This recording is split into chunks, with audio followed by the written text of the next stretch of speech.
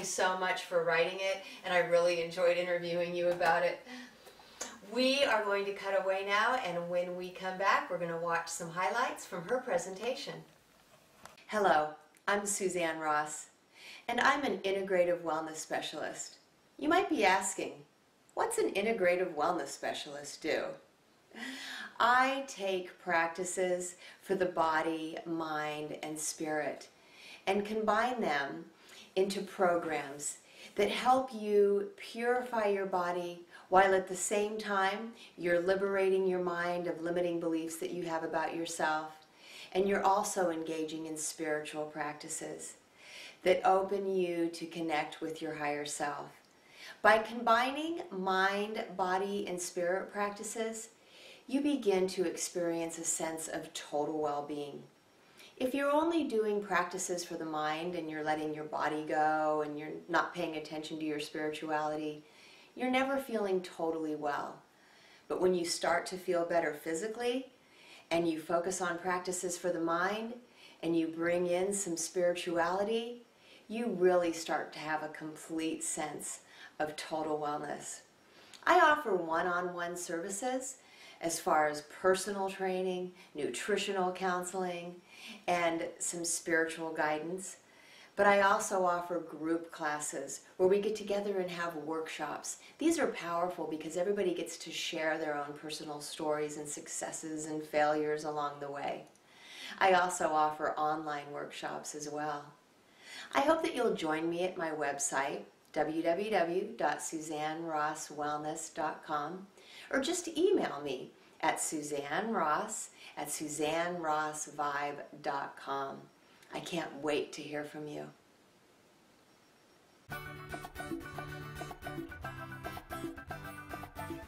Hello and welcome back.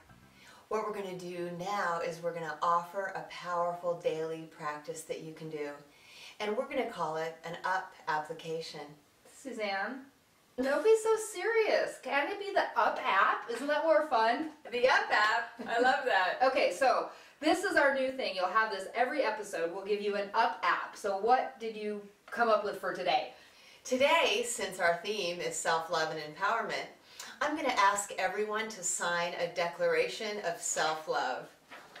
And here is an example. This is, can I read it? Yes, of course. Okay, so it says, I, Susie, love myself enough to make a commitment to my health and well-being. I believe I'm worth the time and effort to be healthier. I respect my body enough to take the best possible care of it that I can. I promise to make the best choices I can all of the time. I, Susie, deserve to be healthy. I, Susie, have earned the right to be well. I, Susie, love and respect my body. I, Susie, love and respect myself.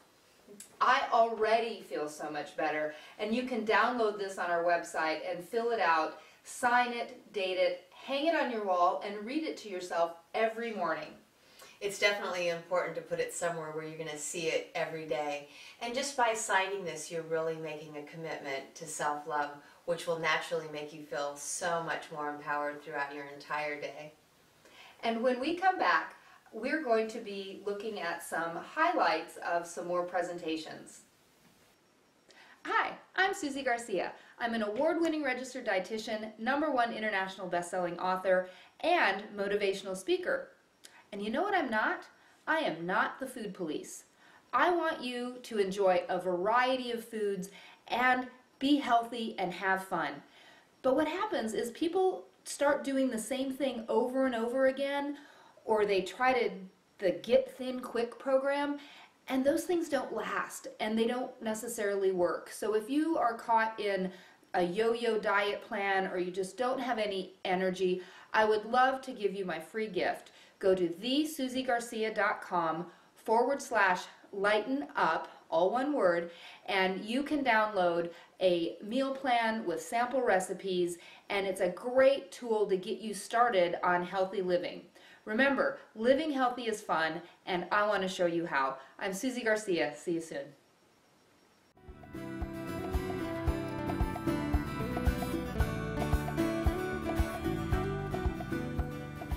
I'm so excited about our next segment because we are going to show Susie in action and you'll see why she is such a sought-after speaker. I would like you to close your eyes. Sit down, close your eyes. I promise it's not California woo-woo. But think about the healthiest you. What does that look like? Is it the healthy body, healthy mind, healthy relationship? Is it maybe a dress that you wanted to wear that you haven't worn in a long time? Or just the way your skin looks or how you feel? Open your eyes. There. It's done. Now, wouldn't it be great if it was that easy? But it isn't. It's not magic. It's mindset and motivation. And with mindset and motivation, you can transform your body and change your life. I'm Susie Garcia, award-winning registered dietitian, #1 international best-selling author, motivational speaker, and nutrition expert. And I'm not the food police. I really don't care what you eat around me. You don't have to be scared. And my friends, colleagues, and clients, they know that that's just not my personality at all. And since you don't know me that well, I wanted to take a little bit of time and give you a little bit of my background, if that's okay. And I want to talk about how I found my bliss in California. I was sitting at the kitchen counter, my aunt and uncle's kitchen. I was watching a PBS documentary on the Blue Man Group, which I don't know if any of you have seen them, they're so awesome. And during that documentary, somebody read a quote from Joseph Campbell that talked about following your bliss. And it was just like this gong that resonated with me, and it's like I knew that I was where I was supposed to be. And like a lot of us here, there's a lot of ups and downs in our life, as well as mine. And it's kind of interesting, there are a lot of similar stories, and I didn't put my story in my bio when I was speaking here, and I don't think other people did, but there's a lot of things that are very common. And I had, prior to going to California, I'd been in a really bad marriage for 12 years. I call it a bad movie I saw a long time ago. Want to forget about it. And my husband was an abusive alcoholic, and so we moved around a lot, and I kept hoping it would get better. You just hope, you think that it's going to be better. And there was one point where we went to a new town in Texas, and I was like, okay, in this town I'm not going to get a black eye. I managed to avoid it, but we didn't live there very long, and that's part of what happens when you're in that situation. You move and move, keep thinking things will get better. They didn't, and I did finally leave. Got in my car and I drove to my sister's in Minneapolis and knew I was not going to go back, but didn't know what I was going to do. So I got a couple of bartending jobs, which is fun. And then my aunt and uncle called me in California, and they're like, do you want to come and house sit in our big, humongous home on the hill and watch our dog and cat for a month? I was like, yeah. I hadn't been on a vacation in 12 years. Are you kidding me? And so that's what brought me to sitting at their kitchen counter watching the Blue Man Group, and I was finally able to start my own company and got some really amazing opportunities. I worked with a company called Guggenheimer, and they do Fortune 300 food service. So I flew up to Nike, I spoke at Visa and Safeway corporate offices, and just a lot of really fun, interesting things. I got a teaching position at the Culinary Institute in Napa, and then last year I came out with 2 books. One of them is Psyched to Be Skinny, and I have that with me. And I co-authored this with a friend of mine from high school that's a doctor of clinical psychology. It's How to Stop Emotional Eating, Enjoy Healthy Weight Loss, and Keep It Off for Life. And I'm going to talk a lot about emotional eating today. And I'm just really honored for the things that have happened to me, and that I get to be on stage in Charleston, South Carolina, because where else could I wear this dress, really? Actually, I bought it for church for Easter, and it was like cold and rainy and awful, and I was like, okay, I'm just gonna have to wear something else. And with emotional eating, it's something that all of us have dealt with, and I'm sure that you've dealt with that as you're imagining yourself and how you look. And so today I want to talk about magic, mindset, motivation, and then also how you can be happy and healthy and learn how to eat for energy, not emotion. One of the coaches that I've worked with did one of her programs. She talks about 5 things that everybody wants.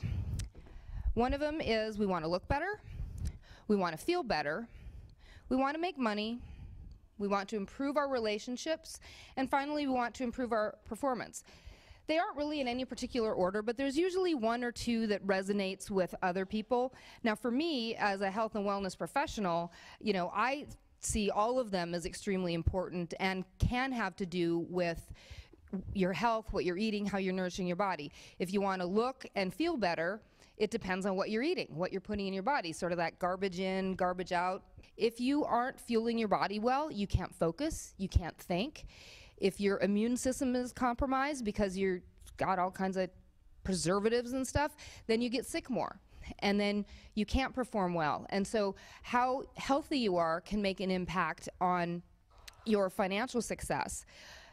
Or you want to improve relationships. I'm sure you or someone you know is in a relationship. It could be a friend or a couple, but where one of the people just, you know, they don't ever feel good, so they don't do anything. They don't want to go for a walk. They don't want to go out because they're just feeling icky. Or even with married couples, oftentimes there could be one of the partners that they maybe consistently overeat and then they're way too full and they don't want to have sex and they just don't want to make it happen.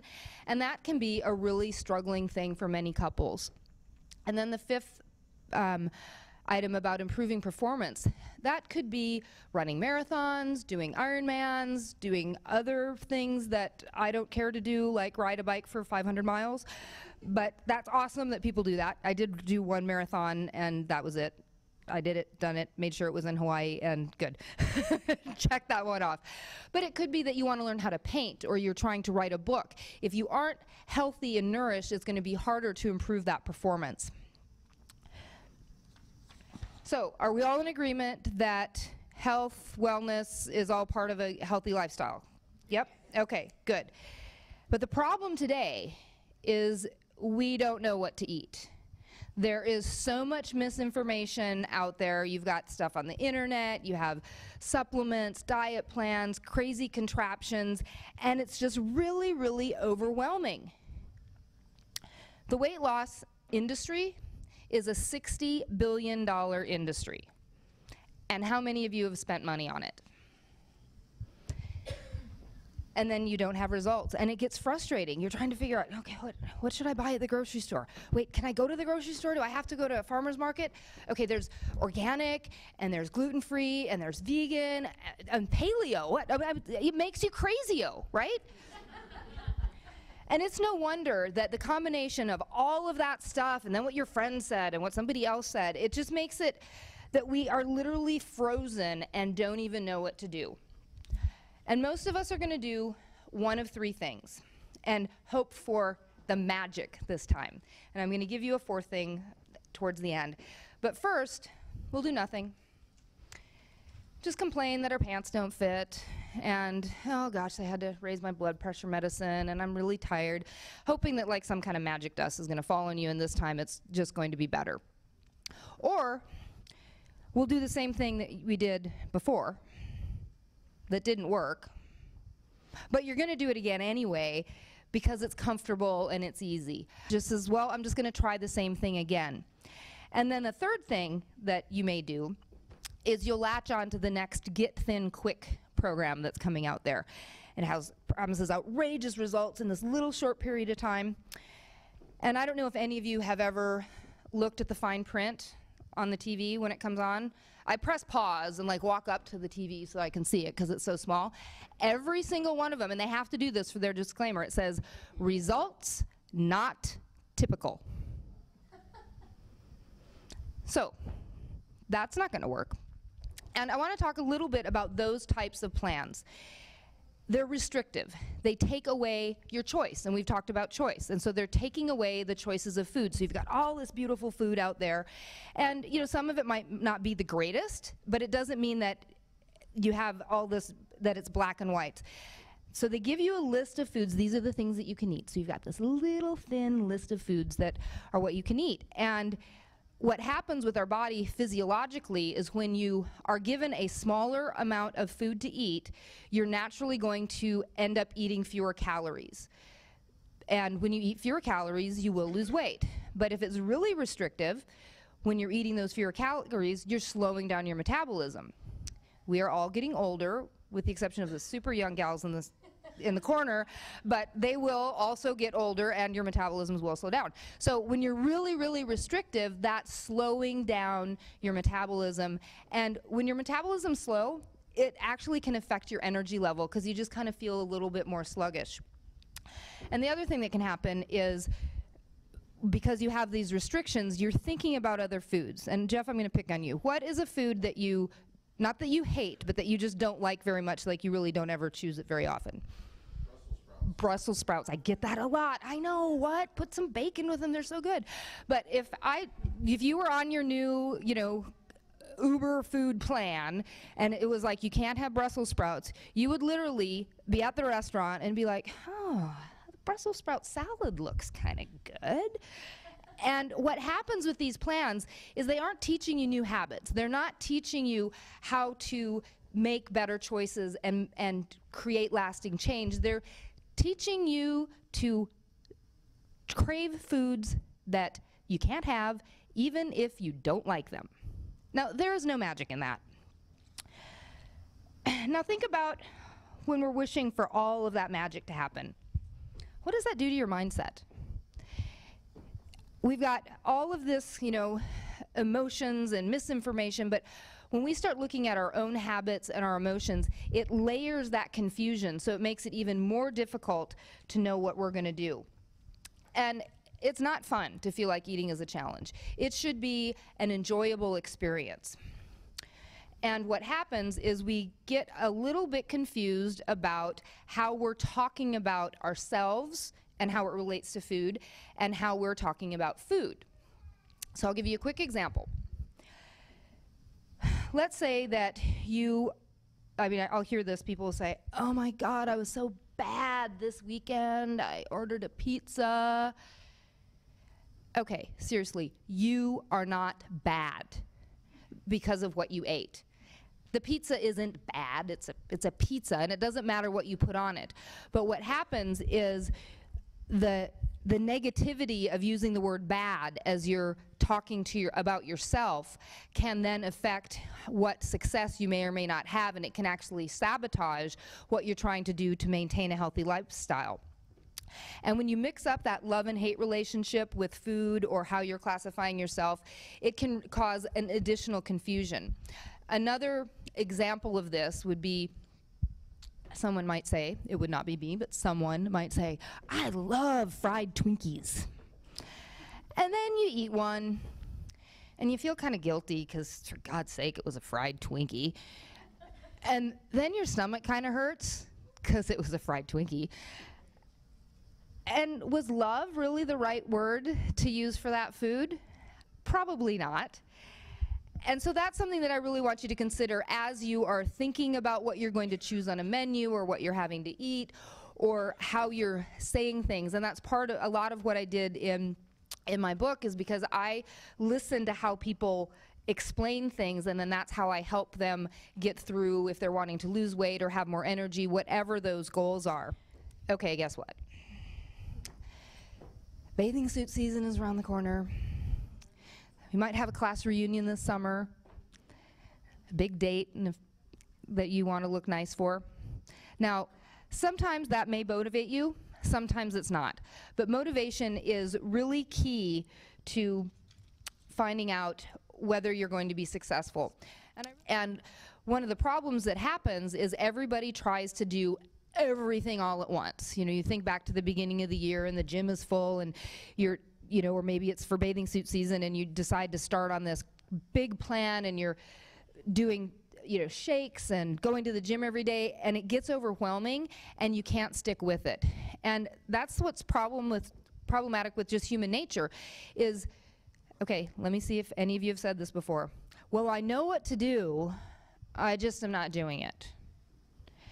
And that's what happens, and then we get a little bit stubborn and we want to do it on our own. And that's why what I mentioned earlier about working with coaches and working with professionals is sometimes creating change, you want to have a little bit of guidance and a little bit of help. You also need to be patient with yourself, because if you're trying to change a habit, it doesn't happen overnight. And I did a little bit of research on how long it takes to create a new habit. Anybody guess what I found? Okay, so guess what? You're all wrong. So back in the 50s, I mean, I love this stuff. I'm a little bit of a nerd. Well, I'm a lot of bit of a nerd, but anyway, that's okay. So back in the 50s, there was a plastic surgeon. His name was Dr. Maxwell Maltz, and what he noticed was that after he did a surgical procedure on his clients, it would take them a minimum of 21 days to get used to that change. And so then he tested some things out on his own for trying to change his own habits, and also noticed that it was about 21 days, and he published a book that had this stuff in it, and it sold millions of copies. And then people like Zig Ziglar and Anthony Robbins, they got a hold of this information and started saying, they forgot the word minimum. They'd say, well, it takes 21 days to form a new habit. And it's been said over and over and over again, so it's like, oh, well, now it's a fact. It's 21 days to get a new habit. There was another research study that was done in 2009 in London, and they had a whole bunch of people that they gave them a whole bunch of different habits. And the number of days that they came up with to change your habit was anywhere from 18 to 254 days. I found that to be a huge relief, because there are things that I have tried, like when I decided, okay, I really need to meditate, and it did not take me 21 days to get into that habit. And so to me, it was kind of a breath of fresh air to know that, oh, it's okay. The other thing that the study found was that you didn't have to, like if you missed a couple of days, you could still be successful in creating that new habit. And I want to close with the quote that I heard when I was sitting at my aunt and uncle's kitchen counter. If you follow your bliss, you put yourself on a kind of track that has been there all along, all the while waiting for you. And the life that you ought to be living is the one you are living. Wherever you are, if you are following your bliss, you are enjoying that refreshment, that life within you all the time. Thank you. Welcome back to Lighten Up. And I am going to help you wake up, because I'm going to talk to Suzanne Ross about her book, Wake Up, Awakening Through Reflection. Suzanne, I'm really excited that we're both authors. I actually think that's quite cool. Tell me about, how was your experience writing your first book? It was daunting, to say the least, and I was really had to practice a lot of courage and perseverance to get through the process. Writing the book, was much more difficult than I would have ever imagined, and so I was really proud when it finally came into being. Yeah, and you get to hold it and look at it. It's really exciting. Congratulations. So it says here it's a 10-day life lessons workshop, and the self-love declaration that I read earlier is actually from this book. So how does it work that it's a book but a workshop? Explain that a little bit to me. Right, and I almost called it a workbook, but that sounded like too much work because I am translating my book into actual live workshops that will be offered on the internet and also in live seminars. So I wanted to make sure that it had a workshop format to it. Great. So is there homework in here that everyone does? That's right. So there's 10 days to this workshop. Okay. And every day has a different life theme. So for instance, our first theme is transformation. So what we do is we explore a transformational life experience. And how the format lays out is that I start by sharing one of my own transformational life experiences. And in doing so, this triggers people's own memories of similar experiences that they've had in their life. So then they are taken through a guided meditation, which they download from my website. And the meditation really helps them go within and get in touch with that transformational life experience so they can really explore the emotions that they're still storing around it. After the meditation, they're led through a series of questions, a sort of self-exploration.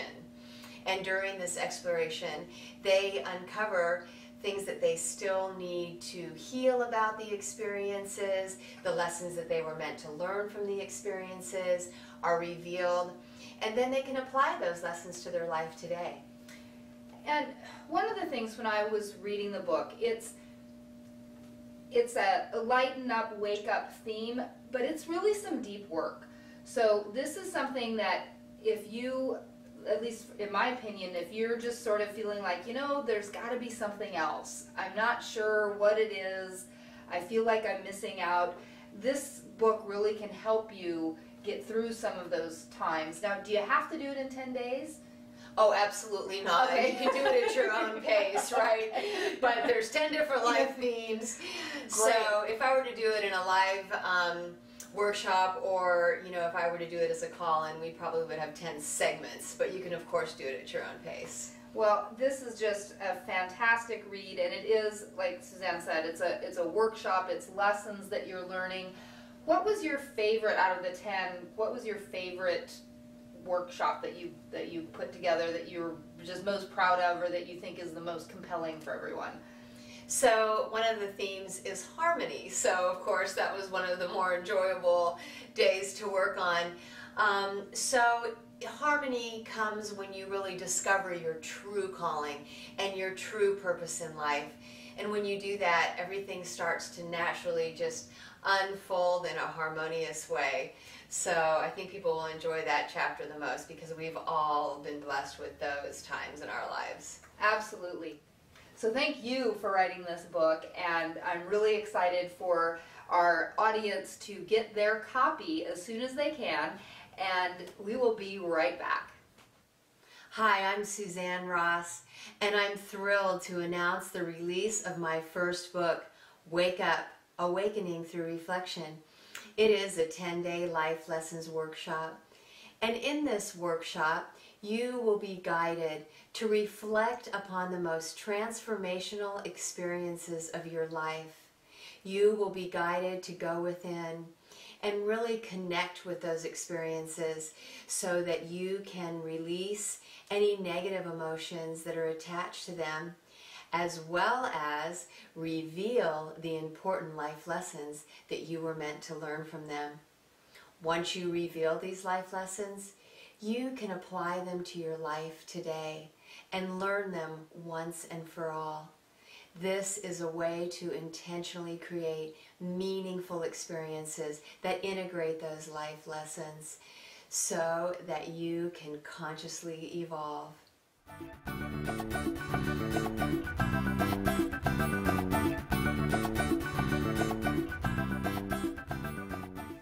Welcome back. We are so happy that you joined us for our first episode of Lighten Up. We've had just a great time today and given you some great tools. We sure have, like the Declaration of Self-Love. Don't forget to go to the website and download that today so that you can sign it. And also the mirror practice. Every day just waking up and looking at yourself in the mirror and saying, I love you. Please join us next time to Lighten Up. I'm Susie Garcia. And I'm Suzanne Ross. We'll see you next time on Lighten Up.